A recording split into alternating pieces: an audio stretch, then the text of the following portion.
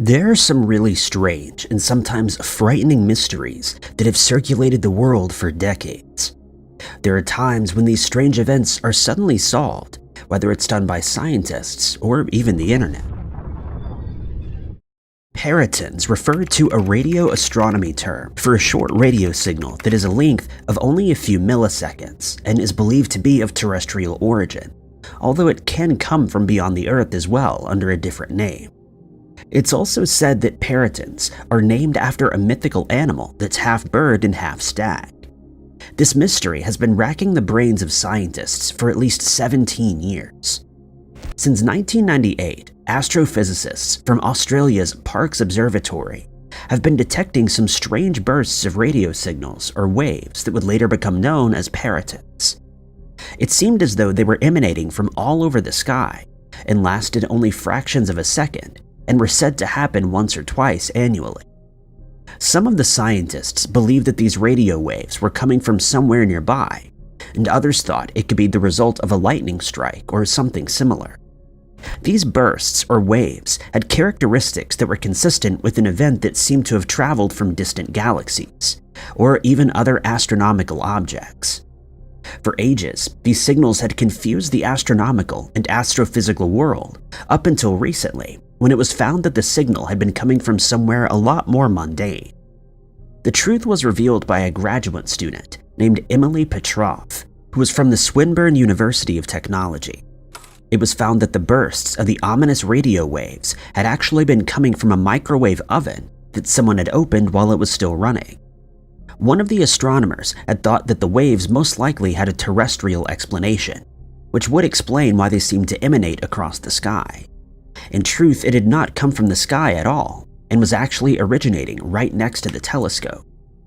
The bursts would also occur most of the time during the day, while people had been working at the facility. The scientists, for years, were left without a convincing explanation. It's noted that the area in which the large radio telescope at Parkes is located is actually a radio quiet zone. This means that cell phones and other radio emissions are banned from the region.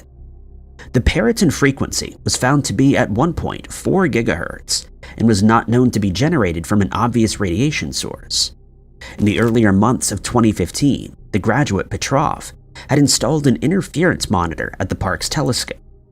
In a single week after this, another 3 peritons appeared.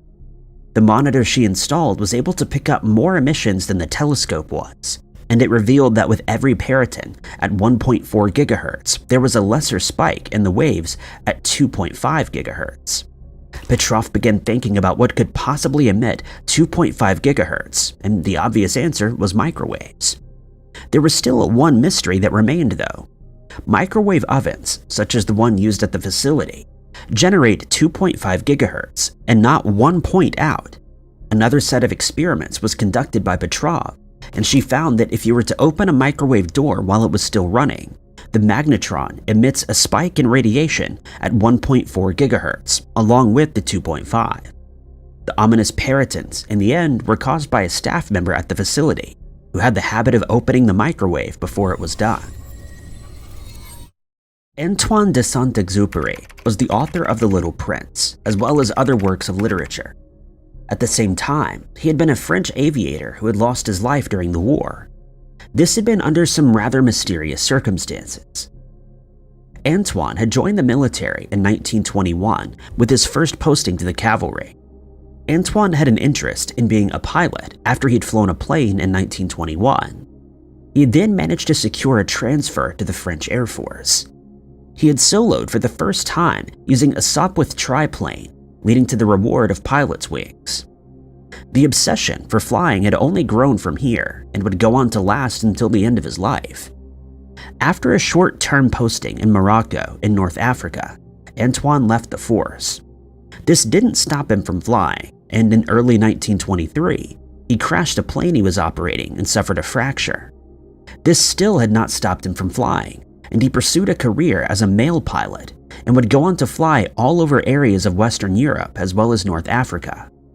Due to his love for the desert and the people of the area, he then became a director of an airfield in the Sahara.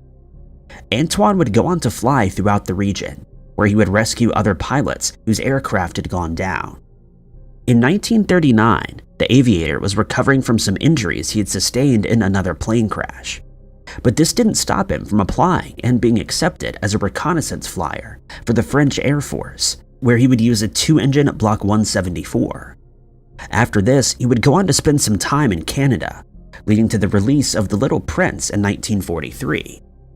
This year, despite his injuries, he was again accepted as a reconnaissance flyer and would use an F-5B variation of the P-38 Lightning.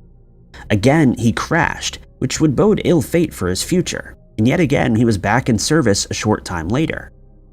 It was the 31st of July in 1944, when Antoine had been preparing for Operation Dragoon, that he had taken off from the Corsica island in order to take reconnaissance images in the region of Grenoble. Unfortunately, this would lead him to never return, and he was declared a missing person. No one knew what had happened to him for quite some time, and he was never found. But in 1998, a French fisherman had discovered Antoine's bracelet. 2 years after this discovery, divers would go on to find fragments of the aircraft that Antoine had flown the day he went missing. These discoveries subsequently led to the discovery of an August 1944 report that stated an unidentified individual had washed ashore. It was found that the person was dressed in a French uniform. The location, though, was strangely inconsistent with the flight path that Antoine was due to take that day. There were also unconfirmed reports that expressed that a German pilot had downed an aircraft similar to a P-38 on the 31st of July. But according to archaeologists, there was no evidence of damage to the extent found on the remains of the plane. While the aviator and his aircraft may have been found, there are still some unanswered questions. The landscape of Saturn's moon, Titan, has been one of the most shocking discoveries over the last 10 years. The discovery was that it greatly resembles the landscape of Earth. Titan is said to be decorated with lakes, river channels, seas, mud, rain clouds, islands, and even perhaps rainbows. It's stated that the large moon of Saturn is undeniably wet, but this water is actually not composed of H2O. The surface of Titan is said to be 290 degrees Fahrenheit below zero, and it's much too cold for flowing liquid. According to extensive research, it's believed that this supposed liquid is made of a mixture of methane, ethane, and hydrocarbons. Planetary scientists seem to accept the idea that Titan is a wet planet that has its own alien waters. It's said that nothing else can explain the encounters that NASA has had with this odd moon. The Cassini spacecraft is said to have flown past Titan over 90 times since 2004 and pinged the moon with a radar while also mapping its lakes and seas. In 2005, ESA's Haugen probe landed on the surface of Titan after descending through humid clouds and landing softly on some moist soil. There's one thing that's bothering one planetary scientist, Alex Hayes, who's on the Cassini radar team of Cornell University. He wonders that if Titan really is wet and filled with lakes and seas, then where are the waves that accompany such bodies of water? On our planet, the waters are rarely still. A breeze will send the ripple of waves across the surfaces of the water, while raindrops may provide a roughness. But on Titan, the lakes and seas appear to be eerily smoothed out, with no wave action, according to radar data. Hayes expressed that they do know there is wind on this moon, because there are some sand dunes to prove it. Additionally, Titan has low gravity, about 1/7 that of Earth's gravity, and this only adds to the mystery. Several possible explanations have been jumped around by these researchers. Some say that maybe the lakes and seas are frozen, but Hayes thinks that this would be unlikely due to the evidence of rainfall and other effects such as the surface temperature, which is above the melting point for methane. It's thought that these waters are perhaps covered in a layer of a tar substance, which only prevents wave motion. A 2013 publicized study conducted by Hayes and his colleagues may have found the answer to this rather puzzling mystery. The gravity, low viscosity of liquid hydrocarbons, atmospheric density, and other factors were taken into account, which were used to calculate how fast wind would have to blow in order to cause waves. It was found that winds of 1 to 2 miles per hour should cause some waves. This suggests that there's just not a strong enough breeze to stir up some waves in the lakes and seas. Since Cassini had reached Saturn in 2004, the moon's northern hemisphere where most of the lakes are to be found, was locked in a winter. The heavy air had barely stirred, and also rarely reached a wave-making threshold.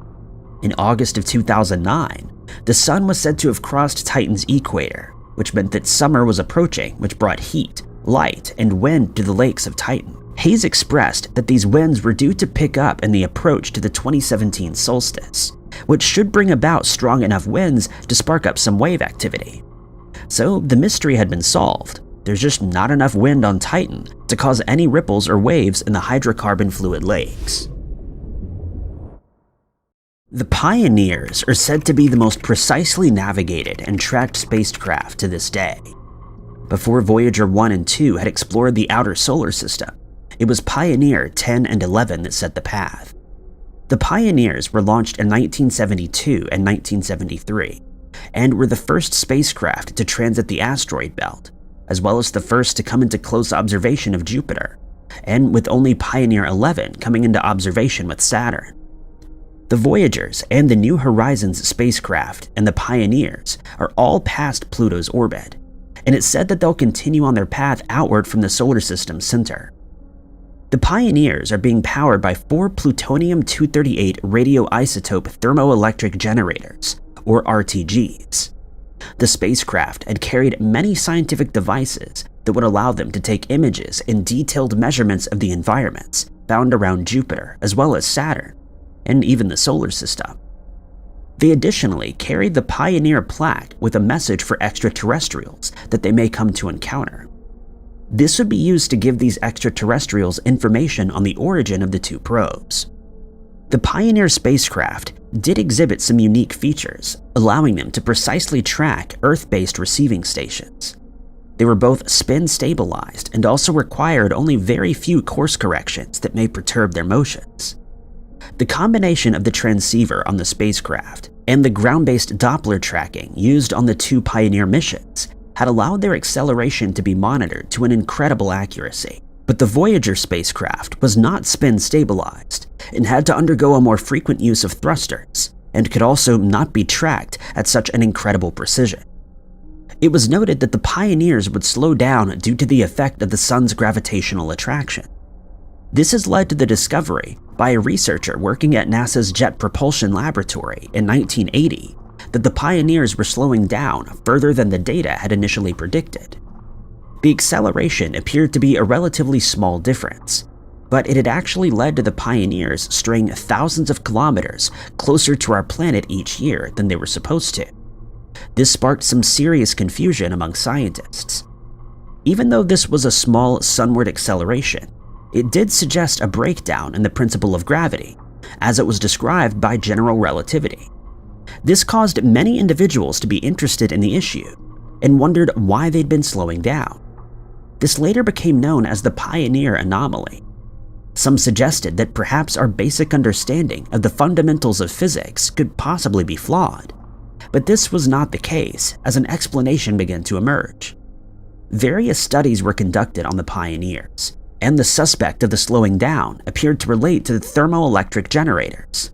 It was concluded by some scientists in 2012 that the slowing of the speed had been due to non-uniform heat emissions coming from the spacecraft, and so the anomaly was finally solved. In July of 2022, the mystery of Zeb Quinn's disappearance had concluded in a courtroom, 22 years after the mystery had begun. It was on the 2nd of January in 2000 when 18-year-old Zeb Wayne Quinn had disappeared when he left his workplace at the Hendersonville Road Walmart. There were various strange things surrounding the disappearance, which had ranged from an individual calling the electronics department, impersonating Zeb, to the discovery of the man's vehicle. Additionally, rumors of a love triangle spread. As the case furthered, more and more rumors came about, but none of them led to finding the missing 18-year-old. 15 years later, a main suspect was identified as Robert Jason Owens, who had also confessed to the homicide of the Codd family in March of 2015. He would go on to write a detailed 5-page letter that explained what had happened to Zeb after he had left the workplace. Owens' account would not be made public until 2022, when he took a plea deal of accessory after the fact of first-degree homicide. Surprisingly, Owens had implicated Walter Eugene Owens, his uncle, as the suspect. Walter had passed away in 2017. Initially, Owens was charged with first-degree homicide 2 days after Walter had passed. The charge was dropped in 2022. The story that Owens would go on to outline had been subject to a combination of rumors that had surrounded the case from the start, which spoke of Zeb's involvement with the girl who was in a relationship with the supposedly abusive individual. Owens had made the claim that it was a friend of this boyfriend who had hired his uncle as a hitman. Authorities never got the chance to interview this person because he had passed away a decade prior to Owens' letter.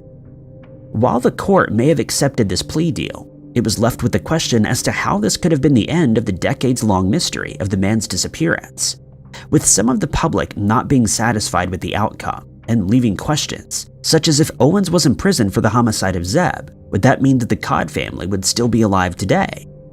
News 13 then decided to take it upon themselves to find the answers to such questions.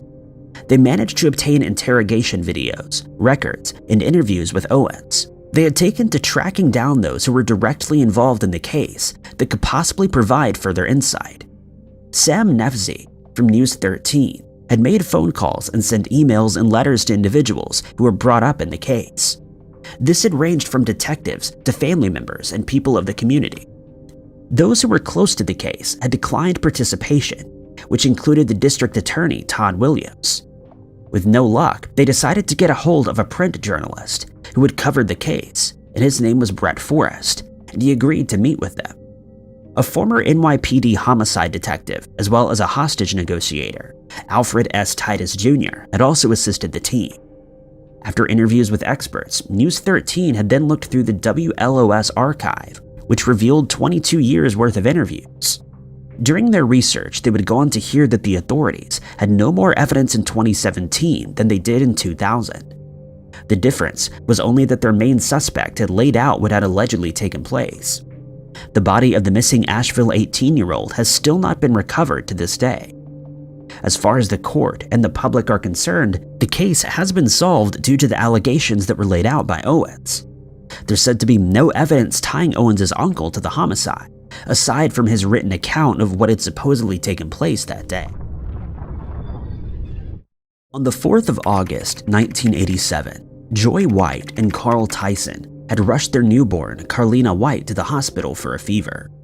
At the time, the parents didn't know that this would be the last time they would see their daughter for the next 23 years. A woman who was dressed as a nurse had taken Carlina White and raised her as her own child under the name of Nedra Nance. Tyson had returned home to catch up on some sleep when suddenly the phone rang. The call had come from Joy's apartment, but it was the police who were talking while Joy screamed in the background. They informed him that Carlina had disappeared. The abduction occurred between 2:30 and 3:55 a.m. when the IV was removed from baby Carlina and taken from the hospital. The security cameras were unfortunately not working during this time. Details of the strange nurse soon began to emerge. A woman had been seen entering the hospital for months, passing herself off as a nurse. A security guard had seen a person matching the description, but there was no baby with her. It's believed she had hidden the infant in her smock. A thorough investigation began, and the authorities thought they had a suspect, but this had led nowhere. The nurse was much later identified as Anugata Petway from Bridgeport, Connecticut. In 1987, the woman had told some friends that she was expecting a baby. One of these friends recalled that Petway had left town and returned with a baby. Family and friends thought that she had gone elsewhere to give birth, and that this baby was the result of her boyfriend, Robert Nance. As Carlina grew, she started to see some differences and wondered if Petway was her actual mother. She claimed that her skin was lighter than Petway's, and she saw no physical resemblance between them, despite family calling her Little Anne. 2 decades later, Carlina, who was now an expecting mother, had discovered the truth. She had grown suspicious that her supposed mother was not who she claimed to be, and she began to investigate. When Carlina had fallen pregnant, she needed her birth certificate, but Petway could not provide it. Eventually, a birth certificate was given, but officials said it was a forgery. This led to the woman confessing that she was not the biological mother of Carlina, and even told her that her mother had actually abandoned her at the hospital. Carlina later stumbled onto a website for the National Center for Missing and Exploited Children and discovered herself on the database.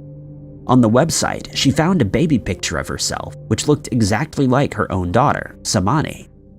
She then reached out to the organization and managed to get in touch with both of her birth parents. After 23 years, she was reunited with her biological parents, after some DNA testing revealed that they were in fact 100% her biological parents. Unfortunately, Carlina had struggled to navigate the new life after being trapped in this lie for so many years, and she eventually returned to Atlanta. Carlina had managed to figure out and solve her very own kidnapping. She legally changed her name back to her birth name, but prefers to go by the name Nettie. John Darwin was born in 1950, and in 1973, he married Anne Stevenson. John had been a British teacher and a prison officer. On the 21st of March in 2002, he had gone paddling out to sea on a kayak at Seaton Carew and was reported missing later that day when he failed to report to work. A thorough search of the sea was carried out, where 62 square miles of coastline had been searched. There had been no sign of the man. The next day, a double-ended paddle and a wrecked kayak were found. The North Sea was relatively calm, leading rescuers to be puzzled about the disappearance. John Darwin would later turn up alive and well in December of 2007, 5.5 years after he had gone missing and was believed to have been deceased. John Ronald Darwin walked right into the West End police station of London and claimed that he'd been suffering from amnesia, but soon a web of deceit was bound to unravel around him.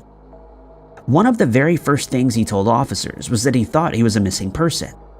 John and Anne, who was a former doctor's receptionist, had been running a seafront B&B in Seaton Carew when she reported her husband missing.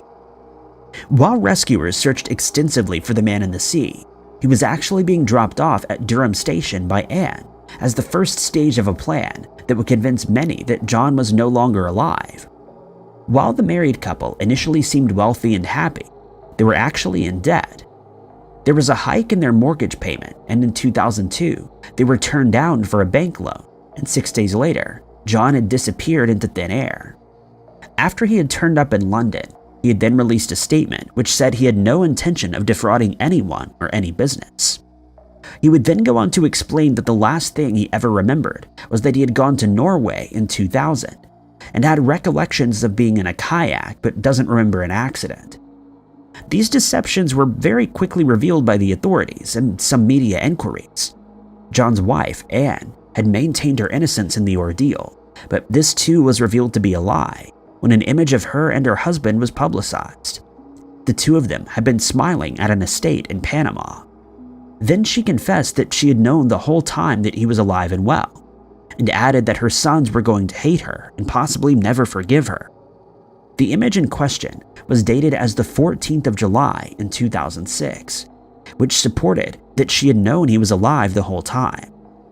Anne was accused of 6 charges of deception and 9 charges of money laundering.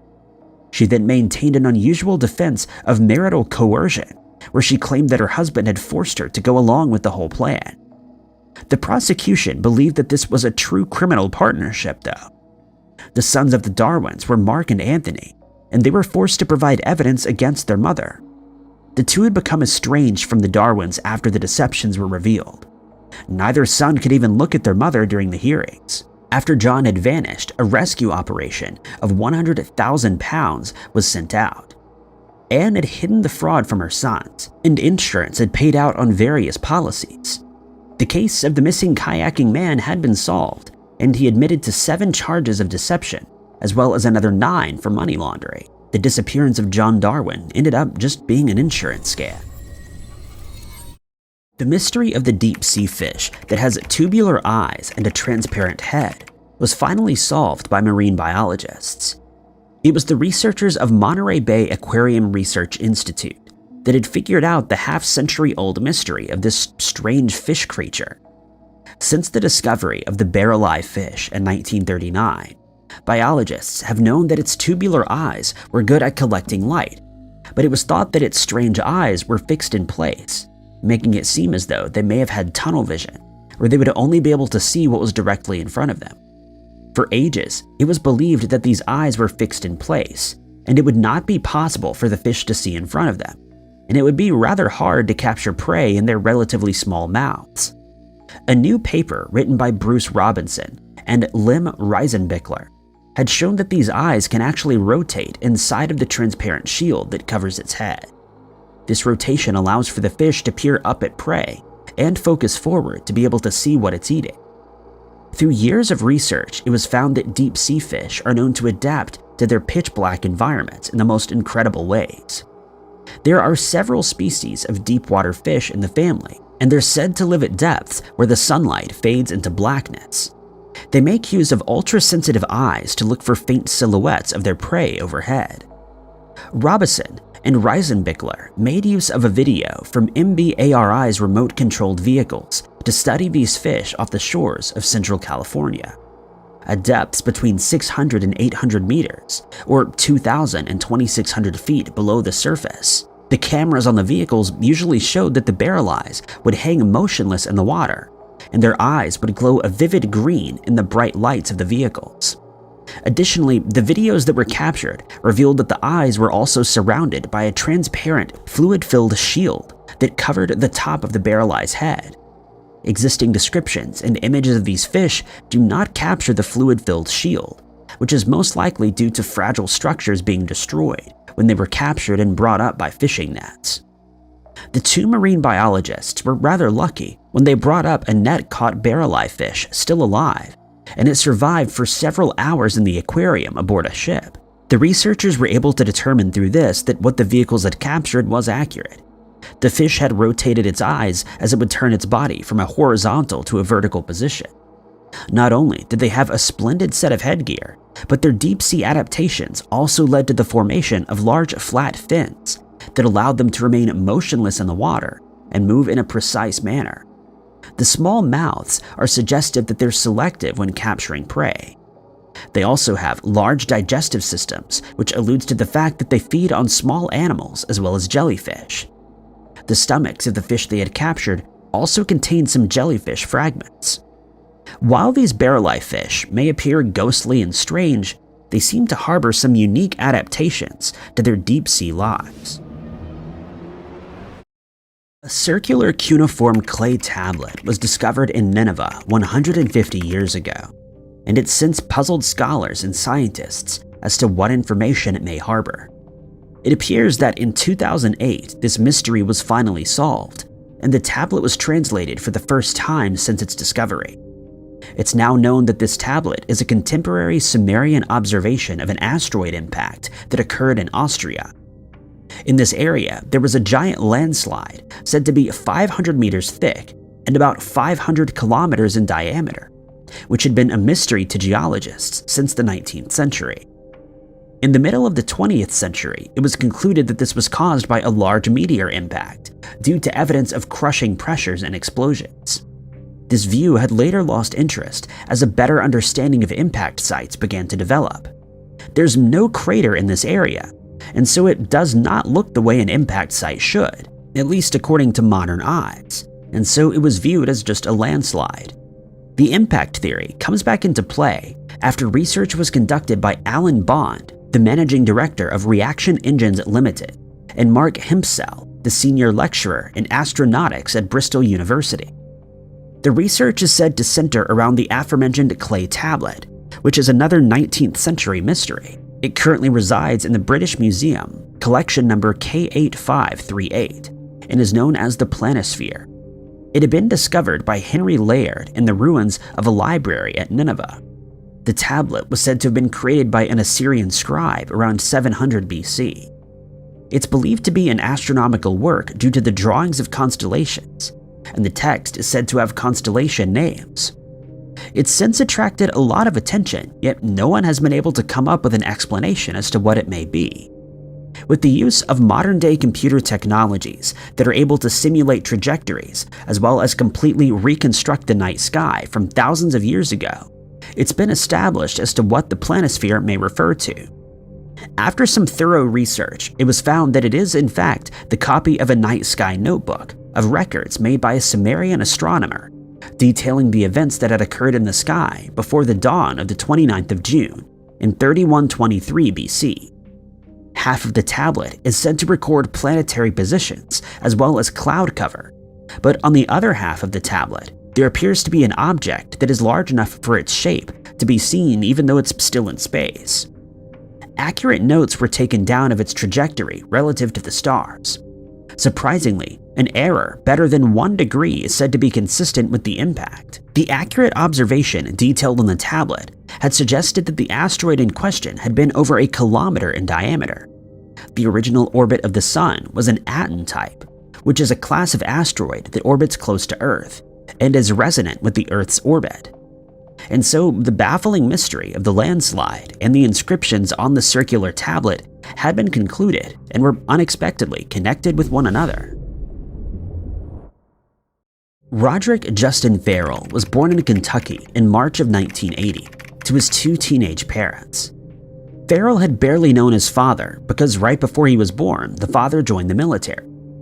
Ferrell was raised by his mother, Sandra Gibson, and they would live on and off with her parents for a few years. Sandra had stated in an interview that she had dabbled somewhat in vampirism, and as Roderick had grown, he followed suit. He had soon fallen in with other teenagers who professed that they would be living a vampire lifestyle, and so a vampiristic cult had formed. In another interview, an older teenager, Stephen Murphy, had sired Ferrell and made him a vampire in some sort of ritual.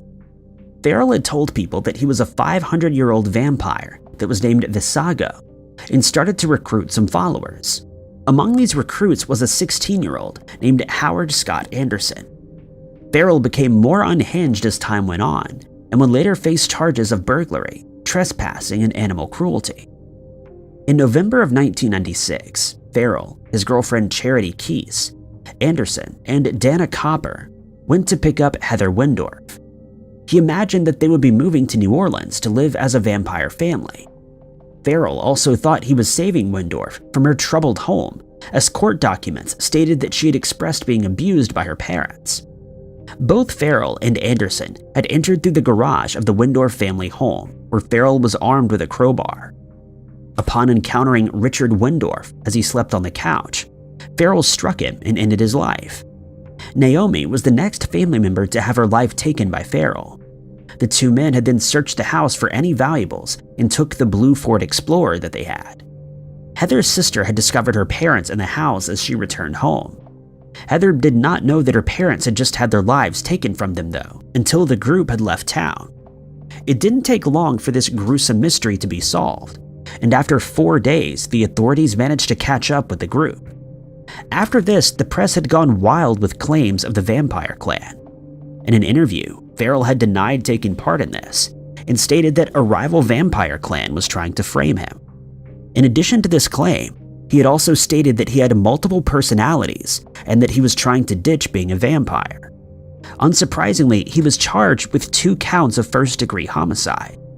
He would later receive a rather harsh sentencing, but this was later reduced and he was due to serve life in prison. In 2020, he again tried to convince the judge to reduce his sentencing, but this was denied. He's presently imprisoned at the Tomoka Correctional Institution in Volusia County, Florida. The individuals involved in this cult had found themselves doing disturbing acts while fully maintaining that they were vampires. While it didn't take long for the homicide mystery to be solved, the act had still been done and cannot be undone. Heather's sister stated that the entire event has traumatized her. Some missing person cases take years or even decades to solve, while others remain a mystery to this day.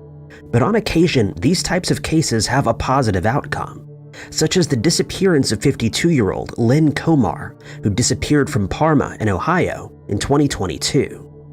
On the 16th of May of that year, Lynn's daughter, who was 17 at the time, came home from school and found that her mother wasn't there. This was very unusual, and she immediately started to worry that something may have happened to her. She then spoke to her older brother, who revealed that he had spoken to Lynn earlier that day and he noticed nothing unusual in her tone or behavior. The family tried to contact her on her cell phone but had no luck. They contacted the Parma Police Department, who immediately started an investigation, and they also tried to make contact with Lynn telephonically but got no answer. and they started looking at other avenues of investigation. The next step was to try and get in contact with her via social media accounts, but this also failed, as Lynn didn't answer any of their or her family's messages. But then the first clue was found. Lynn's car was found abandoned in Cleveland, specifically on the west side of West 50th Street. It was searched but offered up no clues. The area surrounding the car was also thoroughly searched, but nothing was found, and Lynn remained missing, with no indication as to where she may have gone. Investigators have asked the public for help in the case, describing Lynn as a blonde woman with shoulder-length hair, hazel eyes, standing 5 foot 9 inches tall and weighing 130 pounds. They also included a description of a heart tattoo that she has on her left wrist.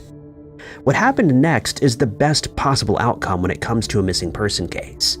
The police department was able to make contact with Lynn by undisclosed means and confirmed that she was unharmed and safe.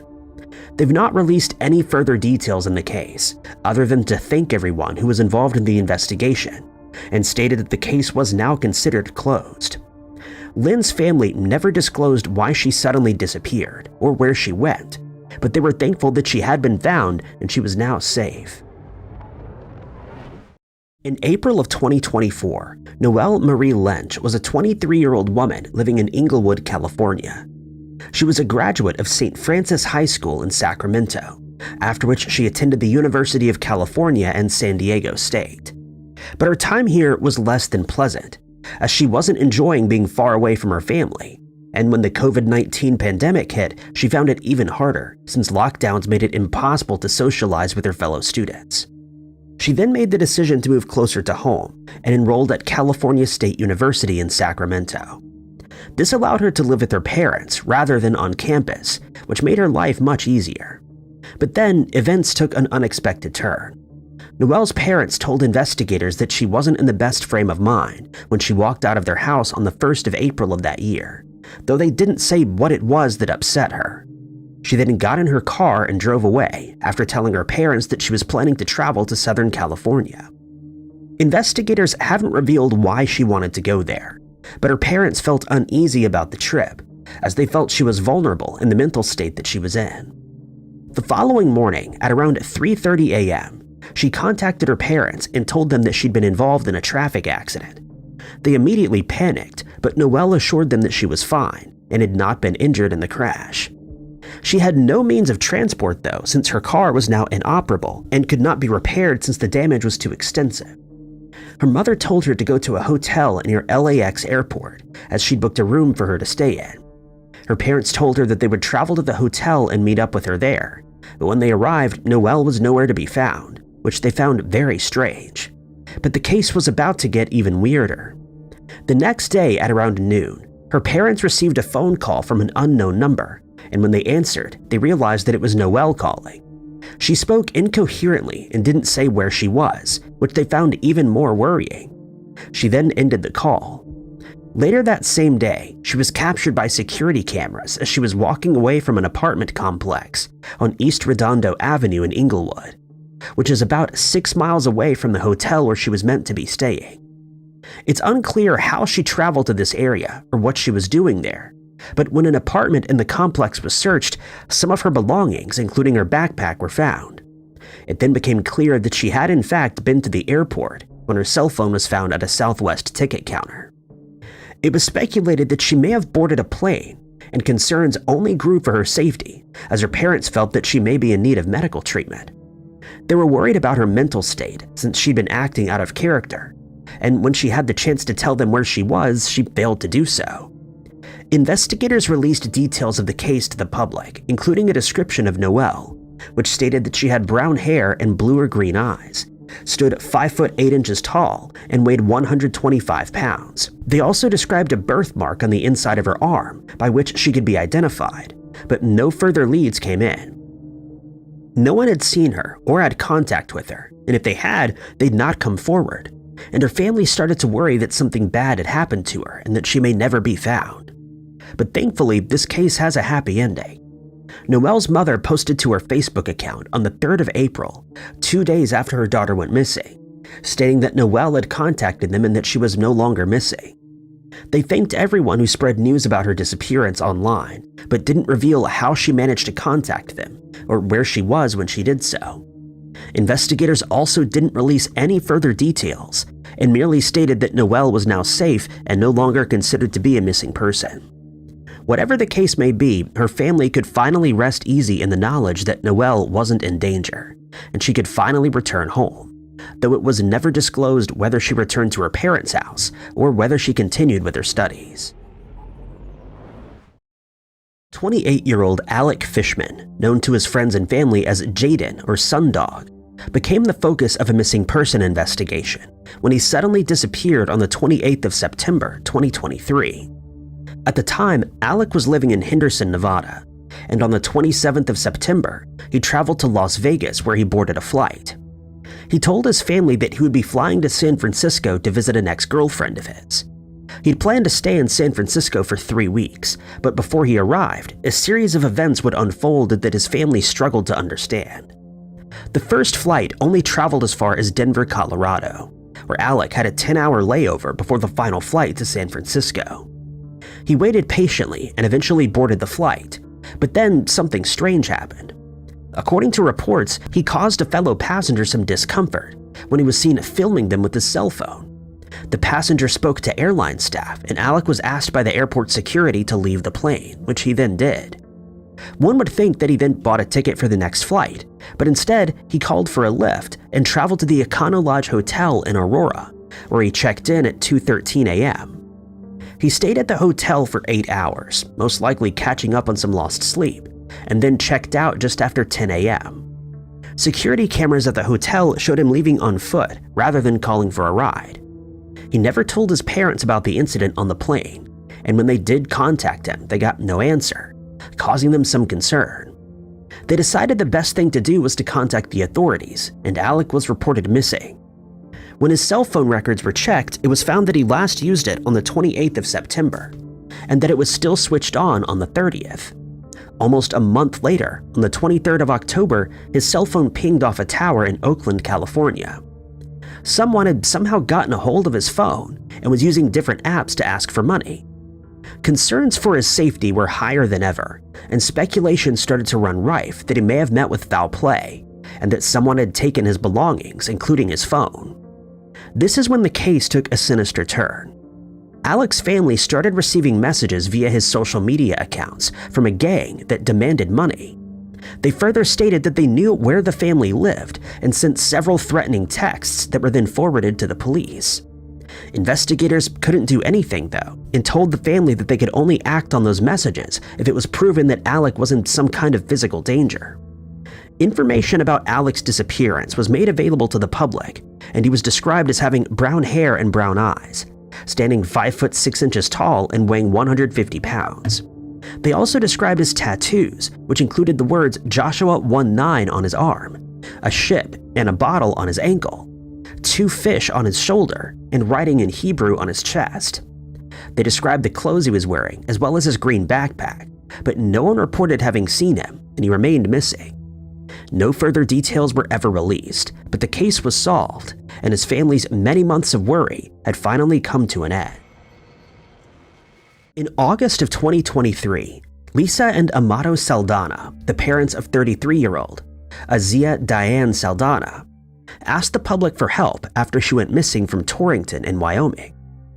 Azia is their only child and had a history of addiction to illegal substances, for which she'd spent time in jail, but at the time, she wasn't in trouble with the law.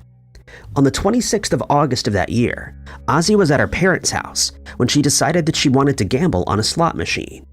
She then told them that she was going to a truck stop called the Western Travel Terminal and left the house at around 4:30 p.m. While at the truck stop, she communicated with Lisa, telling her that they could expect her to be home no later than 8 p.m. But when 8 p.m. came and went with no sign of their daughter, the couple started to worry. They were unable to contact her on their prepaid cell phone and then started asking around if anyone had seen her. One of their neighbors informed them that they had given her a ride the day after she went missing, after she asked him to drop her off at a hotel in the Denver area. He also added that he went back to the hotel about an hour after dropping her off, but when he got there, she was no longer there. Her parents continued to try her phone, but by this time it was no longer in service. Then, on the 30th of August, Lisa and Amato received a text from her number that stated she was fine and in no danger. But her parents weren't sure whether it was really her typing the messages. She was then reported as missing. Investigators took all of these details into account and suggested that she was no longer in Torrington. They decided that the best place to start looking for her would be Colorado, since she was known to last be in Denver. To make matters even more complicated, this wasn't the first time that Azia had gone missing for an extended period of time, and authorities were unsure whether to treat her case as a missing person investigation, or as someone who intentionally disappeared of their own accord.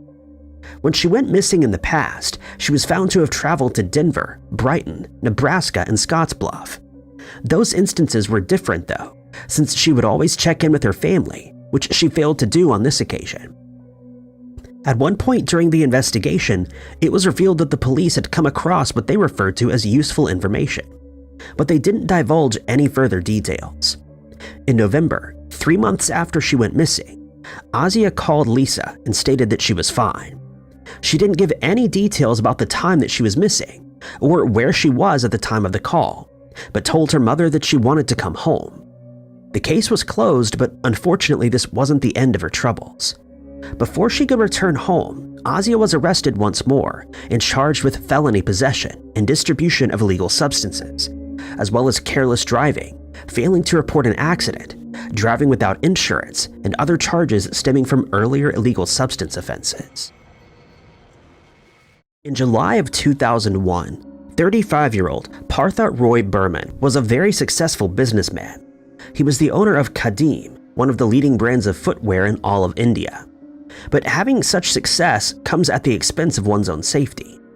On the 25th of July that year, Partha was traveling to one of his company's warehouses when he was confronted by a group of 3 men. At around 9:45, the men forced him to stop his car and forced him to get out, after which they loaded him into another car and abducted him.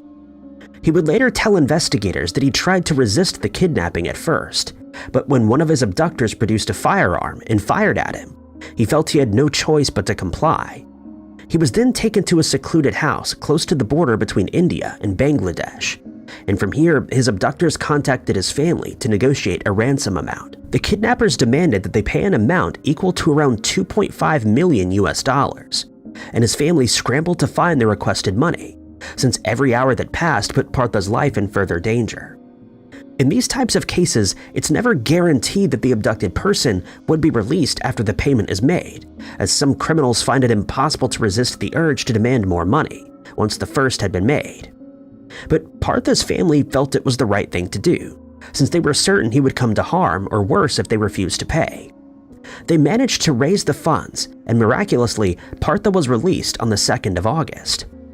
Once released, he managed to flag down a rickshaw and traveled to Jessore Road, where he was able to hail a taxi. He didn't have any money on him though, and had asked the taxi driver to pay the rickshaw operator. From there, he traveled back, being admitted to a nursing home for treatment. Strangely, his family claims that they never paid the ransom, but it's unlikely that Partha would have been released unharmed had they not done so. On the 9th of February, a gangster named Aftab Ansari was arrested for a separate incident, but it was then discovered that he was one of the masterminds behind Partha's abduction. He revealed that another man, Amir Reza Khan, was one of his accomplices, who'd provided the group with the logistics of the abduction. 4 more men were eventually taken into custody for the kidnapping, and they each received a sentence of life in prison. The case dragged on for years, and in 2017, 8 more men were arrested and handed hefty sentences, some of which ordered them to spend the rest of their lives behind bars.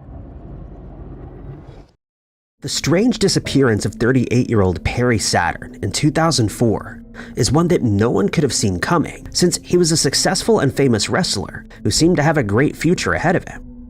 Perry didn't have the easiest childhood, as his family lived in an impoverished area, but at the age of 17, he found a way out by enlisting in the military. Here, he learned how to be disciplined, and after finishing his time in the army, he decided to become a professional wrestler. His first bouts were in Japan, but he soon made his way back to the US, where he joined the ECW, WCW, and eventually the WWE. He combined his natural brawling style with high-flying attacks and soon became a fan favorite. He'd made it in the wrestling industry, but before long, his success started catching up to him. He started partying and using illegal substances, which then started to affect his performances in the ring. In 2004, an act of bravery on his part would change his life forever, after which he would mysteriously disappear. In April of that year, he was driving his girlfriend to work in Atlanta when he came across a very distressing scene. He stumbled across two men who were assaulting a woman, and he immediately intervened. A scuffle broke out, and one of the men produced a firearm and fired off 2 rounds, hitting Saturn in the neck and shoulder before fleeing. At first, he thought he had been punched, but it didn't take long to realize that he was badly hurt.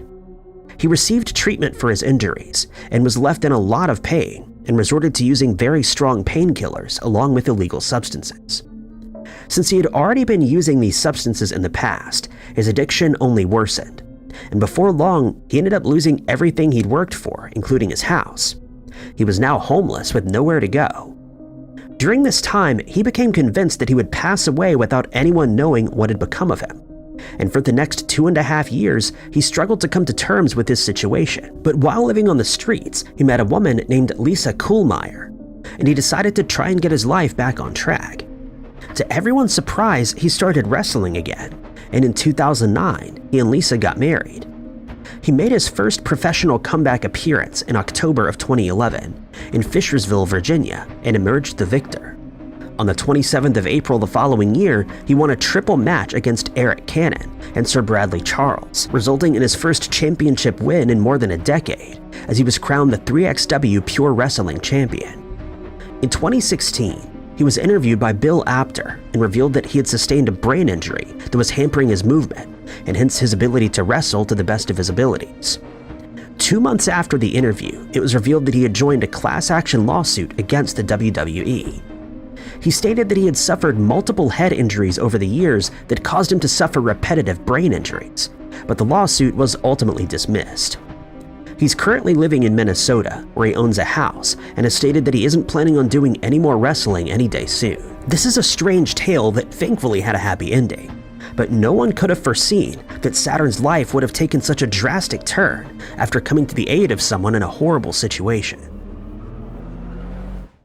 Gerry Rafferty is best remembered as the writer and performer of the popular song Baker Street, but not many people know that he had a rather tumultuous life, and that at one point he was considered to be a missing person. Rafferty started his music career in 1969 when he joined a folk pop group called the Humblebums. Surprisingly, his fellow bandmates were the now famous comedian Bill Connolly and fellow musician Tam Harvey. Harvey left the band shortly after this, leaving Rafferty and Connolly to record 2 albums on their own. The band didn't last long though and broke up the following year. Rafferty remained in the music business and recorded a solo album with Transatlantic Records, while Connolly went on to start his comedy career. The next year, he formed a rock band called Stealers Wheel, with whom he saw some success before that band also went their separate ways in 1975.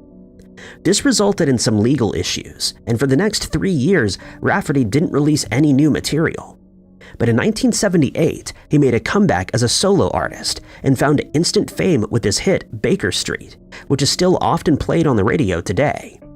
In the meantime, he'd gotten married to Carla Ventilla, and the couple had a daughter together.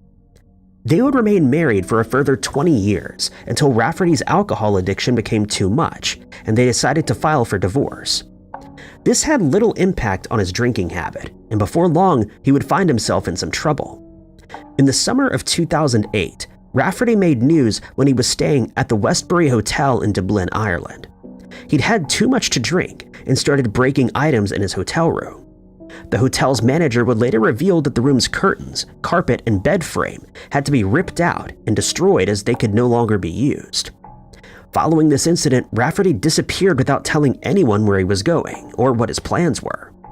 All that was known was that he was booked into St. Thomas Hospital on the 1st of August of that year, as he was struggling with liver failure. He then walked out of the hospital, leaving all of his possessions behind, and failed to contact any of his friends or family members. When his former Stealers Wheel bandmate, Tony Williams, heard that he had disappeared, He made a public appeal for help in finding him since he was concerned for his safety. It then came to light that Rafferty had been staying at various hotels before he received treatment at the hospital, and that he was living off royalties from his more popular songs, which afforded him a comfortable lifestyle. Williams speculated that he was being cared for by a friend, since he would have found it hard to care for himself given his condition. Strangely, the authorities stated that they hadn't launched a missing person investigation, despite the singer having been missing for almost 6 months by this point. A waiter contacted the police to report that they'd seen Rafferty at a restaurant in Piccadilly Circus a few days after he walked out of the hospital, but he remained missing despite this tip. Owners of a bed and breakfast in Bournemouth stated that he'd stayed there shortly after, but didn't know where he went after that. People started speculating that he may have been kidnapped, but a spokesman then came forward to reveal that the singer had been cared for by a friend and that he had spoken to him on the phone. He refused to divulge Rafferty's location, but assured everyone involved that he was doing well. It would later come to light that he was staying at his house in Italy, where he'd been working on new music. Rafferty passed away in 2010 after he was admitted to the Royal Bournemouth Hospital, having suffered multiple organ failure. He was released into the care of his daughter but passed away at her home on the 4th of January 2011 after having suffered from liver failure. Wilson Ramos, a Major League Baseball catcher who's played for the Washington Nationals, Minnesota Twins, Philadelphia Phillies, and the New York Mets, among others, is a 2-time All-Star and had been awarded a Silver Slugger Award during his career. He started his Major League career with the Minnesota Twins in May of 2010, and in his first game he had 4 hits. The first person to accomplish this feat since 1984, when Kirby Puckett hit 4 times safely in his debut game. He went on to have a successful career as a catcher, but many fans are unaware of the fact that he was a kidnapping victim in 2011 and was considered a missing and endangered person for 3 days. On the 9th of November of that year, Ramos was spending time at his mother's house in the city of Valencia in Venezuela when he was confronted by a group of men, all of whom were brandishing firearms. They then forced him to get into a Chevrolet Captiva, and once in the vehicle, his face was covered with a black t-shirt. His kidnappers then drove the car into the Venezuelan mountains, where he was held captive. He would later tell investigators that his kidnappers never harmed him, and that they offered him food in the form of sardines and arepas, a patty typically made from maize, which is then cooked. They also stated that they would be asking for a massive ransom amount, but unbeknownst to his kidnappers, they were already under investigation by the Scientific, Penal, and Criminalistic Investigation Service Corps, the country's biggest police force. The group had gained notoriety for a string of other kidnappings in the same area. They made use of wiretaps and what they referred to as a source of information to determine the group's location and who its members were. This enabled them to devise a strategy for Ramos's rescue, with as many as 300 officers being involved in the operation. In the meantime, Ramos waited to hear what the ransom amount would be, as he had no idea that his rescue was being planned. By this point, he'd been held captive for up to 50 hours, but then officers stormed the building and a firefight broke out. Ramos would later tell the officers that his captors exchanged fire for about 15 minutes before he was finally rescued. He was returned to his mother's house in Valencia and would later thank everyone involved in finding and rescuing him from a desperate situation. He added that there were points during his ordeal where he was certain his life would be ended, and that he would never see his family again. It was later revealed that the kidnappers considered Ramos an easy target, and that they didn't expect the international media attention that the incident caused. Since then, many theories about the case have come to light, with some people claiming a ransom was indeed paid, and that the authorities merely arrested a group of 6 criminals in order to make it look like they carried out a rescue operation, but this was never confirmed. Whatever the case may be, Ramos was finally safe and continued his successful MLB career. Some of the most mysterious missing person cases have taken place out in the wilderness, many of which still remain unsolved today. Rescue operations in these areas are often unsuccessful, either because of foul weather, impassable terrain, or a lack of clues being found. But in some cases, people disappear in the wilderness for an extended period, only to be found against all odds, which is exactly what happened in the case of the disappearance of 39-year-old Robert Schock. At the time, Robert had no fixed address, and on the 31st of July, 2024, he decided to go for a short run in Washington's North Cascades National Park, along with his dog. He had very few supplies with him, but nevertheless set out on one of the park's trailheads. When his family and friends hadn't heard from him by early August, they became concerned and contacted the police to report that he was missing. A search of the area, including the surrounding mountains, was launched with the aid of helicopters that searched from the air, and search and rescue crews on the ground. But despite an extensive operation, he could not be located, and hopes of Robert being found alive were quickly dwindling. He had no food or water with him, and would likely have had a hard time surviving the fluctuating temperatures out in the wilderness. Robert's dog was found 8 miles into one of the trails, and a car that was found at the Hannigan Pass trailhead was eventually identified as belonging to him. Hikers in the area stated that they'd seen him on the day that he entered the park, and confirmed that he didn't have proper supplies to camp overnight for even one night. Robert's wallet was found on the dashboard of his car, and the vehicle's windows were left rolled down. A month went by without anything being found, and most people involved in the case were certain that he would eventually be found, but that he would no longer be alive. Then on the 30th of August, a month after Robert went missing, a PNTA trail crew was returning to their camp after performing more than 10 hours of backbreaking work, and as they crossed the Chilliwack River, they became aware of a strange sound above the flowing water. They decided to investigate and hiked a further half-mile off the trail, and here they came across Robert, and it was clear that he was in desperate need of assistance. He explained that he was unable to move and had been in that exact spot for almost 2 weeks, and feared that he would succumb due to dehydration and exposure to the elements at any moment. The crew had all received first responder training and helped Robert to an area where a helicopter could pick him up and take him to a hospital for treatment. He would eventually make a full recovery, and doctors believed that he only had about 24 hours left to live had he not been rescued. Quite unbelievably, some people speculated that the entire incident had been orchestrated from the beginning, but these claims were quickly dismissed by those who were actually there and involved in this case. In 2019, the Dutch town of Drenthe became the site of a very strange case involving the Runerwald family, which consisted of Gerrit Jan van Dorsten and his 5 children, who were thought to be missing for as many as 10 years. The mystery started to unravel in October of 2019, when a 25-year-old man walked into a bar in Runerwald, a village in the Netherlands. He sat down at the bar, ordered 5 beers, and proceeded to drink them one after another. Having finished his drinks, he then left without saying a word, but 10 days later, he returned looking confused and in a ragged state. His hair was tangled and his clothes were unkempt, prompting the owner of the cafe, Chris Westerbeek, to ask whether he needed help. The man explained that he had run away from a bad situation and that he was indeed in need of assistance. He revealed that he had never attended school for even 1 day in his entire life, and the situation struck Westerbeek as very strange. He decided to contact the police, who then interviewed the man. He told them that he was one of several siblings who were living in a cellar on a farm, and that his brothers and sisters, all of whom were adults, were desperate to be rescued. He then directed officers to the house in question, and it was searched, but not before a 58-year-old man had to be arrested for failing to comply with officers' orders. It was later revealed that the man worked on the property but was not part of the family. People in the area would later state that they had seen a man, later found to be Van Dorsten, on the property before, but had assumed that he lived there on his own.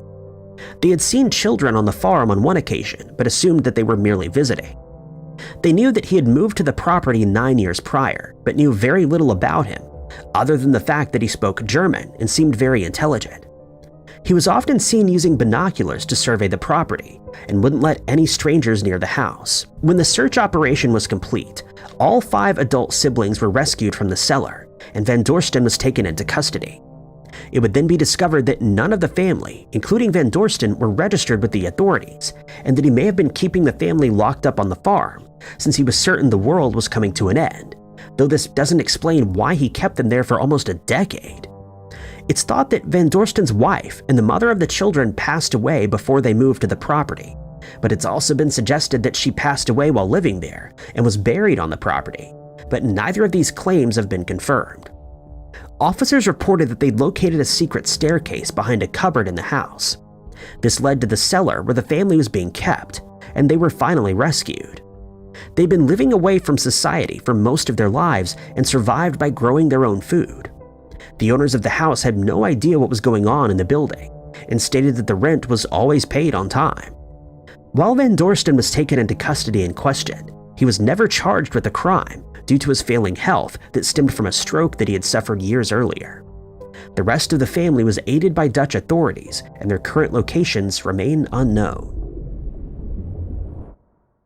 On the 6th of October 2014, an anonymous user took to 4chan with a mystery that would send many social media users spiraling down a rabbit hole. The user, along with a few others, had received an odd email and brought the discussion about them to the Reddit board known as X. This board is known for its paranormal content and was also the board that hosted the discussion of another internet mystery, Cicada 3301. This email, which would later find itself on other social media platforms, including Reddit, had the subject of, quote, "what was done." The emails detailed the following message, saying, quote, "you've been selected. Where have you gone?" The email hosted an onion link that took the recipient to a mysterious website. The website held a string of random numbers and letters. It goes on to inform the recipient that they're being watched. As the investigation into the alluring mystery began, amateur sleuths soon realized that they may have gotten more than they bargained for when they were sent down a rabbit hole and into the dark web. Luckily for us, Reddit users fearlessly dive right into such enigmas despite possible danger. One user decided to click on the link that was present in the email and took various screenshots of what the site held. The site had a black background with white text, taking on a simple nature. It held the following message, saying, quote, "You've been chosen. You've always been awake. Seek and it shall be found." It ended with, "Look, children, search. The story has just begun." The last sentence of this message was a clickable link that took users to the original author who wrote the message.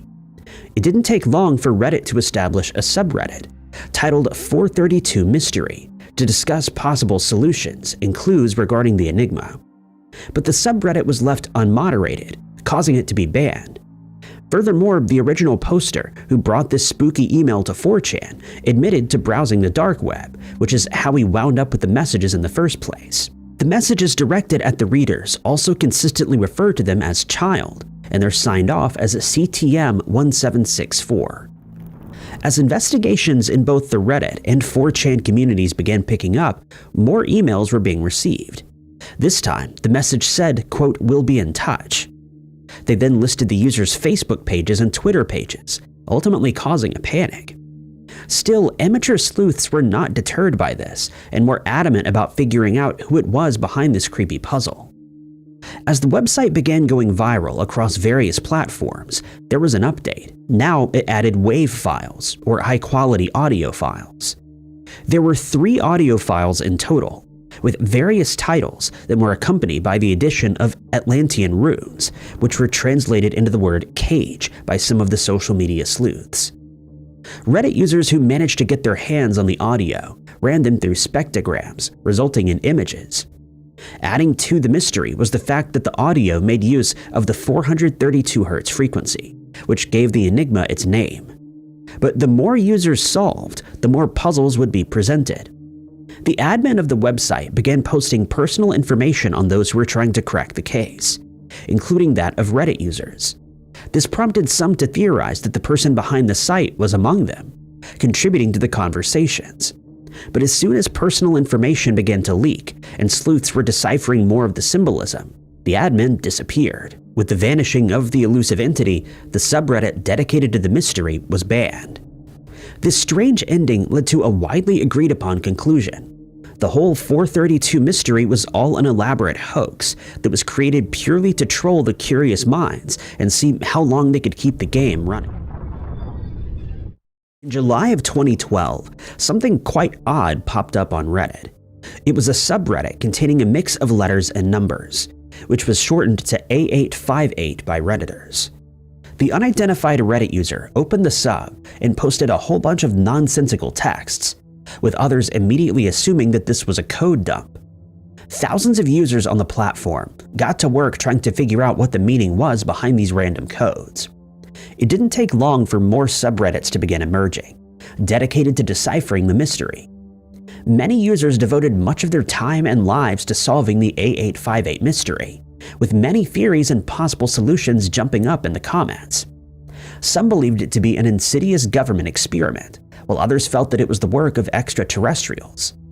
The subreddit features code dumps consisting of repetitive numbers and letters. The ciphers were plentiful, dating back to 2012, with the most recent having appeared on the sub just 4 months ago. Investigation into this mystery found that 1 year prior to the creation of the sub, the account responsible for it had been established. Initially, the sub was private, with much of the content being released by community members. Number and letter mixes weren't the only mysterious aspect of the sub. Other content included some strange imagery, symbols, and disturbing videos. This became one of the biggest internet mysteries to have ever surfaced on Reddit. r/solving A858 was established in an effort to bring some of the leading cryptologists together. These sleuths united with the goal of cracking the code. One of the first codes listed the number 2011-0908-1949, which was solved by Reddit user Fraggle. He commented that there were V's in there. After applying this idea to his code-breaking method, the user determined that he was right, and the number decoded to a base 64 text. In turn, this decoded an ASCII art picture that looked like Stonehenge, which became an alternate name for this Reddit mystery. Fraggle and a since deleted user decided to make contact with A858. The information they collected solved the mystery of the subreddit and the person behind it. It was determined that it wasn't a singular entity, but rather a few people who'd been paid by an unknown company to post puzzles, using various methods of text manipulation and encryption types. The supposed whistleblower that they spoke with explained that it was incredibly difficult to create the codes, because you never know how difficult it would be for others to break it until it becomes public. But the puzzles didn't only have hidden messages and images, but were also found to be random encrypted data. According to Reddit users, this unknown company would also request more posts in an effort to draw interest in the project. This included the ASCII drawing of Stonehenge, which was determined to be an April Fool's post. Through the investigation efforts of Reddit users, various Dogecoin addresses were uncovered. When asked about this, the individual explained that it was meant as a donation point, through which those who solved the codes would be awarded. But the supposed company decided that they no longer wanted to fund the project, and it was shut down. This would explain the disappearance of Reddit user A858. Despite the claims of no reboot, the original subreddit has been taken over by another entity, which has reignited the mystery and added recent puzzles, but by now most Reddit users have lost interest in the game. 12 years ago, Reddit user Ravenmouth detailed a sinister story on the No Sleep subreddit.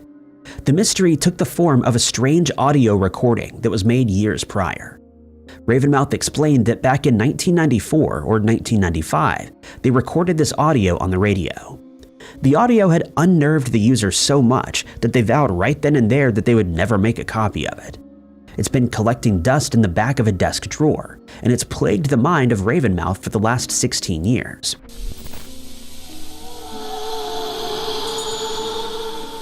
Finally, out of curiosity, they decided to bring it to the attention of Reddit users. The Redditor explained that they were in their early teenage years at the time that the recording was made. They'd often stay up late listening to the radio on a boombox and recorded certain songs using an integrated tape recorder. They would flick through the various stations until they heard something interesting and decided to stay on the channel. One evening, as Ravenmouth sat in their room, randomly tuning the dial, they came across a broadcast. Unfortunately, the beginning of the audio was missing, but the tape managed to grab a good portion of it. At the end of the airing, the announcer gave the station name, which was WKCR 89.9 New York. The user offered a link to the audio, which is no doubt incredibly creepy. The audio carries on for 5 minutes and 34 seconds, and consists of tunes, static, wind sounds, and some incredibly unnerving mumbles. A few seconds into the happy-sounding tunes, the audio releases a screech and then static. This pattern continues until 2 minutes and 20 seconds in. At this point, the mumbles of indiscernible words can be heard. What almost sounds like the chanting of a curse was determined, but it was to be a list of names and dates. The user also found something even more alarming and creepy. Despite this being the same audio playing over and over again, new names can be heard, including your own. Many commenters claimed to have heard their name, while others couldn't get through the entirety of the audio. After successfully creeping out various Redditors, sleuths began to get on the case of trying to decipher what it all meant.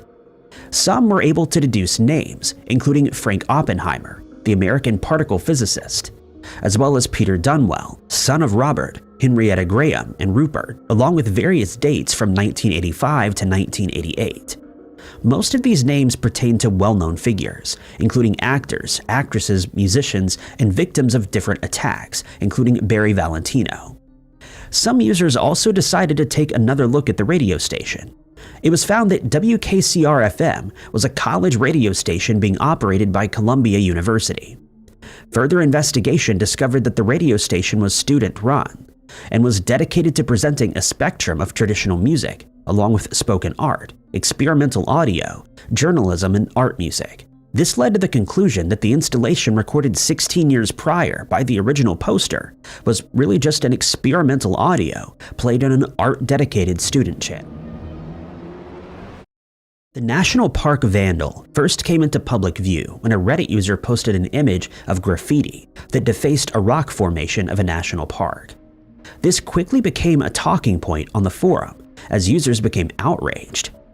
On the Yosemite subreddit, one user referred to a supposed artist who had no regard for nature and left her graffiti on the Vernal Falls Stock Trail. The trail connects to Mist and JMT trails past Vernal Falls. Strangely though, the artist unsubtly signed their work. They refer to themselves as creepy tings, prompting an amateur Reddit investigation. Yosemite National Park wasn't the only park defaced by the same individual. At least 5 other parks were found to hold similar forms of art, tagged by the same person. As the story began picking up steam, and the clue of the signature became the main focus, Reddit users began searching for creepy tings as an amateur investigation kicked off. This led them to a Tumblr page of the same name, which then led them to an Instagram account. The account was linked under the name Casey Knockett, a 21-year-old tourist. With this identification came more chaos when Reddit users demanded justice for the graffiti that disfigured the view. They made their way onto their Instagram, only to find that Knockett had been documenting her trip and her acts of vandalism. Many attacked her through the now defunct Instagram account. Redditors demanded action.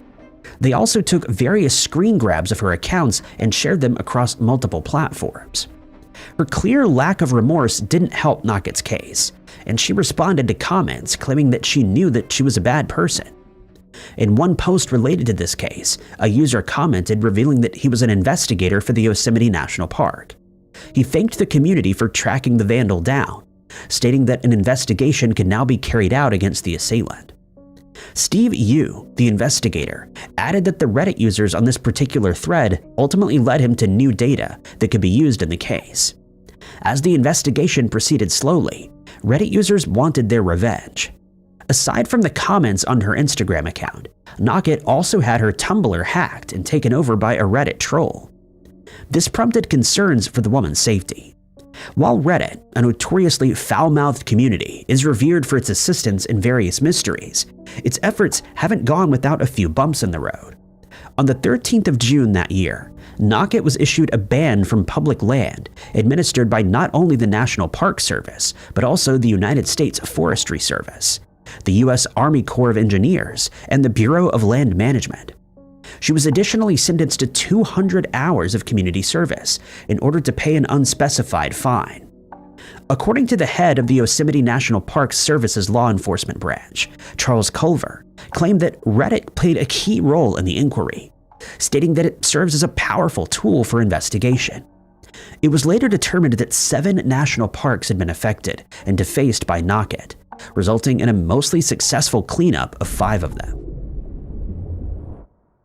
Pawnee Waffles Are Life, a Reddit user, posted a strange low-stakes mystery on 2 subreddits.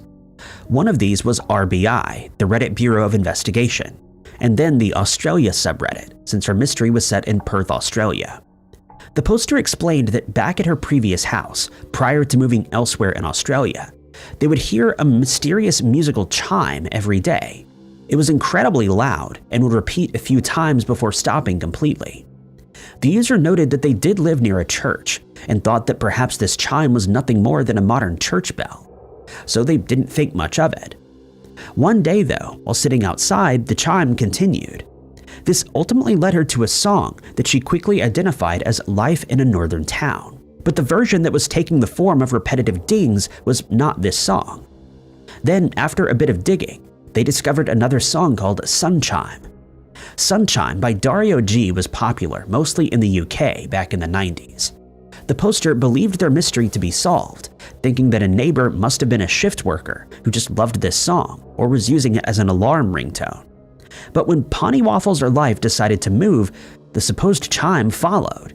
The odds of two neighbors in two completely different neighborhoods playing the same repetitive popular 90s song just seemed way too unlikely, which ultimately led her to Reddit as she wondered why the Sunchime tune was haunting her. Redditors encouraged the user to take regular walks around the neighborhood and jot down the time that these chimes would be heard. She did this, but to no avail. Some wondered if the poster was certain of the song that she named, and that it wasn't a default ringtone for a smartphone or a smart alarm clock. One Redditor even referred to the Lenovo smart alarm, which sounds very similar. While this seemed like a plausible solution, the poster wasn't convinced that this was the answer. Another commenter, though, found that the song played between shows on SBS back in the 90s. This was an interesting clue, with Pawnee Waffles suggesting that the song had something to do with cultural history in Australia. It appeared that popular songs that didn't take off elsewhere in the world wound up in Australia, becoming bigger hits. Though still, this didn't appear to be the likely solution to the chime mystery. But when all hope was nearly lost, Webby Vanderquack provided the ultimate hint. They presented the theory of a school bell. Many schools would play a few bars of music, signaling recess or the end of the day, instead of a traditional bell. Vanderquack had worked at a school that made use of 80s classics to let the students know when it was recess. The song would be played through an intercom system by the school secretary. Pawnee Waffles found this to be the most plausible idea, claiming that she would walk around the neighborhood and keep her ears peeled. 5 months later, after having forgotten about her post, the Reddit user provided an update through a separate thread titled Update, Sunchime Mystery Solved. It was found that it was, in fact, coming from a local school that was signaling the end of lunch. The misdirection of the sound came from the nearby hills, creating unique acoustics. While a more thorough investigation may have been more interesting, the user's revelation came in the most mundane way. During the 60s and 70s, the Zodiac, an unidentified man, took the lives of 5 victims in the San Francisco Bay Area. He left behind a series of encrypted letters that may or may not hold the key to his identification. Only 2 of the 4 letters have been solved since they became public. The first was known as Z408, which contained 408 astronomical symbols. The second, far more complex cryptogram was referred to as Z340, or Zodiac 340. A subreddit dedicated to the notorious villain was created as amateur sleuths attempted to decode the remaining puzzles. Z340 appeared on the subreddit, and many attempted to crack it, but it wasn't until 4 years ago that it was finally solved, with the help of a Reddit user, Doranchak, whose real name is David Oranchak. He'd been attempting to solve the cipher for the past 14 years. The web designer, along with 2 others, Sam Blake and Jarl Van Eyck, banded together in an effort to figure out the 340-character encryption. Oranchak had made a few YouTube videos and posts about the cipher, which attracted his unlikely partners. Blake, an Australian mathematician, deduced that there were at least 650,000 ways that this code could be read, and Van Eyck, a warehouse operator, wrote code-breaking software. By sheer luck, the investigators found that the Zodiac had split this particular code into 3 pieces and rearranged them into a predictable diagonal pattern. As the words ended at the right side of the block, the diagonal message would continue to the next line on the left. The team needed to undo this arrangement to crack the code. But they soon discovered that simply undoing it wouldn't be enough because the code's author had made some errors in the second installment of the cipher. This was luckily figured out by Van Eyck, who added corrections and adjustments. He also needed to alter the decryption process slightly to ensure the solution was accurate. Together, all day and night, the sleuths worked. They also found assistance through the Reddit forum, a subreddit dedicated to the cause. With the help of online cryptographers, the possible solution was finally complete enough to send through to the FBI. There was just one part of the puzzle that remained unsolved. The team and the Redditors couldn't figure out the meaning behind Sue Her. But after having sent the near-perfect solution to the FBI, Oranchak received a response from a cryptanalyst who believed the word was sooner. The solution was then examined by Dan Olson, the cryptanalyst forensic examiner for the FBI Racketeering Records Analysis Unit in Washington. The revealed message seemed consistent with the persona presented by the Zodiac. It detailed the mystery man's hope that the police were having fun trying to catch him. He also claimed that he was not the person on the show, and that he was not one to fear going to the gas chamber. He also continuously misspelled the word paradise, which added to the solution's complexity.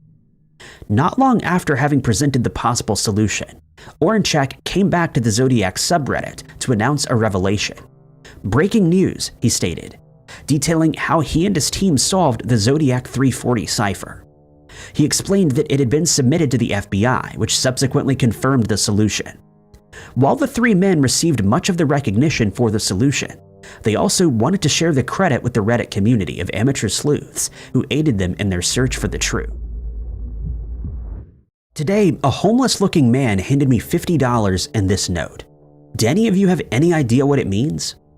This was the post made by a Reddit user, Delver of Secrets. He received an odd note from a supposed homeless man as he was heading out of a New York City subway station. On the note was a square grid with words inserted within it. It was nonsensical to the untrained eye. The same black ballpoint scribblings adorned the back of the note, adding another 2 lines of letters. The bill itself also had some strange markings on it. Given that Reddit is full of amateur cryptographers and cipher enthusiasts, it seemed like a good place to present this alluring mystery. Users quickly found out that this was a challenging bifid cipher. The form of encryption combines the polybius square with transposition, making use of fractionation. Once it was realized that this was the method of encryption used, the Reddit community was unstoppable. They determined that the first message read, quote, "There's plenty more money to make. Figure this out and prepare to meet July 19th, 56th and 6th hot dog stand, outside Rue 57 Cafe. Ask for Mr. Input." With the aid of Google, another Reddit user was able to decipher the second code, which read, quote, "You've managed to find the message with the help of friends. You changed the rules and so will I. July 12, 4 p.m. Find the Blue Jay at 6.5 in 56th and tell him you are the last."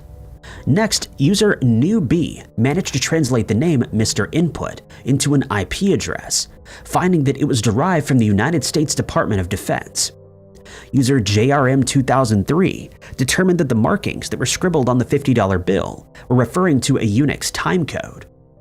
By the time this revelation was made, the post saw 5,000 comments, each belonging to sleuths dedicated to deciphering the codes. At 4 p.m. on June 12th, a small group of Redditors gathered in the specific location at 6.5 Avenue and 56th intersection. Many began sharing theories as to who the Blue Jay may be. Media crews had also shown up, filming the gathering of sleuths. At one point, a man in blue had walked by, causing the crowd to swarm him. Some alleged that he smiled and winked, but this couldn't be confirmed. Time trotted on though, and there was still no sign of the enigmatic Blue Jay.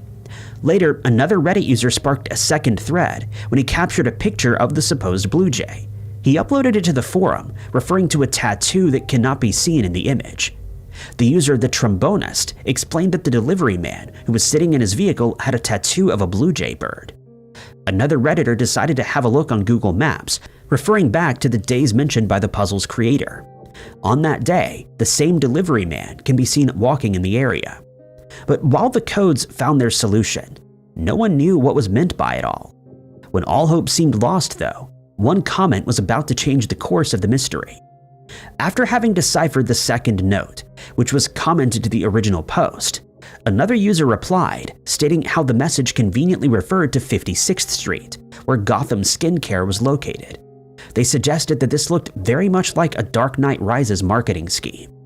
Strangely enough, referring back to the original message, the 19th of July was the date prior to the release of the movie.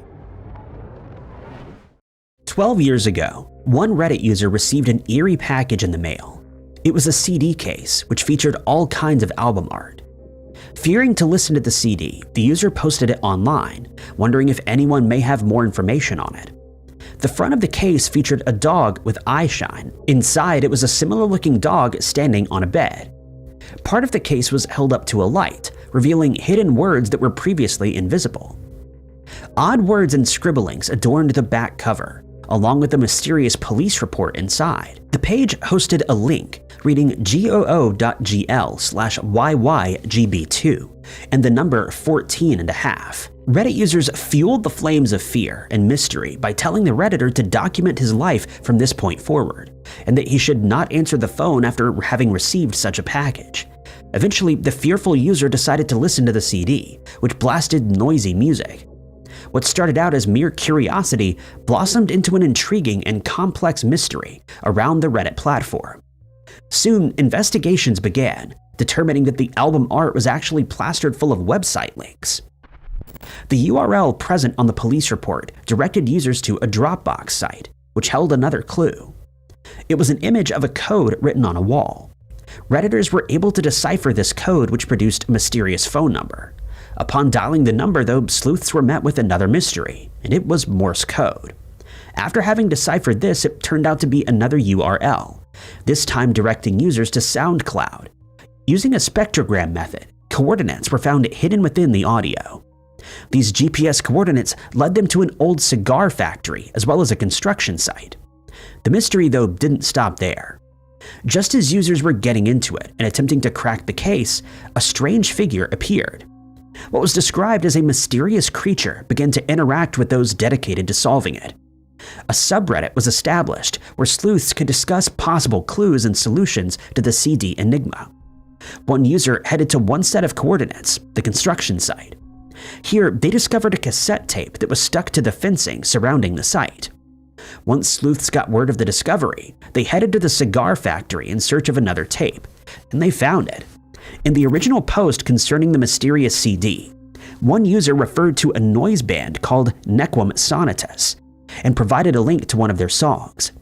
The person who initiated the puzzle confirmed that this was the song played on the CD. This solved only one mystery, though. The creators of the CD were Nequum Sonitus, but the symbolism and messages they tucked away remained largely unsolved. For years, sleuths followed up on more clues and even engaged with the band themselves. The revelation didn't come without some disappointment, though.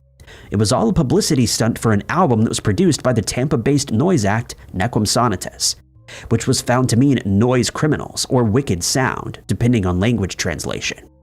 The mystery ended with the conclusion that it was all a marketing gimmick. The Reddit Bureau of Investigation subreddit is known for having solved multiple internet mysteries. One of the creepier cases, though, involves an eerie YouTube channel dubbed Deeper. It's uncertain as to when this enigma was first mentioned on Reddit, but one of the early posts came about 8 years ago. Dimensional Player revered a strange channel named Deeper, with the username Deeper Yet Deeper. The user wondered if the odd videos were clues to a possible maniac or just a troll. The channel features a profile picture of an unidentified symbol and 41 videos. Each video, though, is titled in a cryptic manner, which Reddit sleuths found to be base 64 encryptions. Dimensional Player, who believed that the whole channel was incredibly messed up, thought that it deserved more attention and investigation. The featured videos are nothing short of incredibly disturbing. One clip featured a corner with a dresser, a door ajar, and some eerie music. Most of the videos would take on such a format. There was no description on the videos either, leaving internet sleuths to decipher the meaning behind them themselves. But it wasn't just the titles and odd imagery that were formed that were coded. Within some of the videos, detectives were able to discern Morse code, and with the use of a spectrogram, they figured out names that were mentioned throughout the audio bursts. Initially, the mystery appeared unsolvable, but with some dedicated Redditors, a solution was finally found.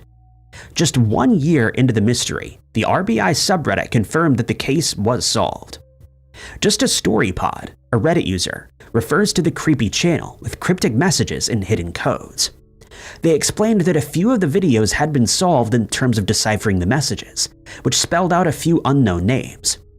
This Reddit sleuth, though, discovered that the names were actually entirely known. They were those of missing people from Colorado. These videos were taken at locations where the individuals, who were mostly women, had disappeared. Some believed that the channel's creator was possibly revealing that he was behind these disappearances. This aspect of the mystery couldn't be confirmed, though, and as of August of 2020, the Deeper creator has passed away. Sleuths who were still invested in the case, though, didn't cease investigating, and it didn't take long for them to conclude that this channel was actually an ARG. An ARG refers to a more interactive storytelling game, where players come together in an effort to solve various puzzles, which is exactly what happened in the case of the Deeper channel. But the channel did, in fact, use the names and stories of real women and their very real cases. In 2015, Gadget ZZ received an odd video titled 11B X1371, which was derived from the plain text of a base64 string that was written on the DVD. The Sweden-based tech blog found that the DVD contained a 2-minute-long video of a person dressed in a plague doctor outfit. The outfit was complete with a black bird-like mask and a shroud. The blog didn't quite know what to make of this odd video, and it was decided to publicize it in hopes that the community of internet sleuths could make something of it. The video was grainy with some jumpiness. It was believed, though, that the figure's motions had some significance. The figure would occasionally raise their hand to reveal a blinking light that appeared embedded in their palm. The light appeared to not have a constant blink and would flicker in a random sequence, with the plague doctor staring at it expectantly. A screeching audio accompanies the video as well, prompting some to provide a volume warning to watchers. This static sound was found to have a deeper meaning rather than just being some white noise. As the video made its way onto Reddit, the community immediately got to work on trying to solve the several messages hidden within. A few Redditors found codes that took the form of a Morse code string and other symbolism, while others began to slow down the video's isolated audio. The community uncovered various hidden messages, texts, and images within, some of which were concealed in the audio itself. Users also discovered the imagery through the creation of a spectrogram. Some of the images he found in the track were disturbing. This included a woman tied to a tree who was being tortured by a figure in a dark mask. Another image was derived from The Bunny Game, a 2010 horror film. Initially, concerns were raised that this video may have been linked to a sort of homicidal maniac, but Redditors discovered that this was not the case at all. The person behind this strange video left a trail of breadcrumbs. This led some to a recurring username, AETBX. This was a YouTube account and the first person to have publicized the video. Initially, it was believed that the video was only made public by an employer of Gadget ZZ. As this new piece of information came to light, Redditors began trying to figure out who the person was behind the account. New interest was sparked into the mystery, prompting the YouTuber to engage with the community, wondering why there was a sudden interest in his 5-month-old post. During the further investigations, though, another name continuously popped up: Parker Warner Wright. After further investigation, Reddit users discovered a Twitter account linked to the same name. The user claimed to be a United States citizen who was living in Poland. It was then deduced that the video was nothing more than an art project that Wright concluded in 2015. He made 3 copies of it. One disc was left in a subway, another in a Poland park, while the last was posted to 4chan, ultimately sparking one of the most alluring mysteries that was solved by a dedicated Reddit community. Thank you guys so much for watching. If you liked this video, be sure to hit that like button. Also, don't forget to subscribe and click that notification bell to keep up to date with all of our future uploads. But my name is Ty Knotts, and I'll catch you guys in the next video.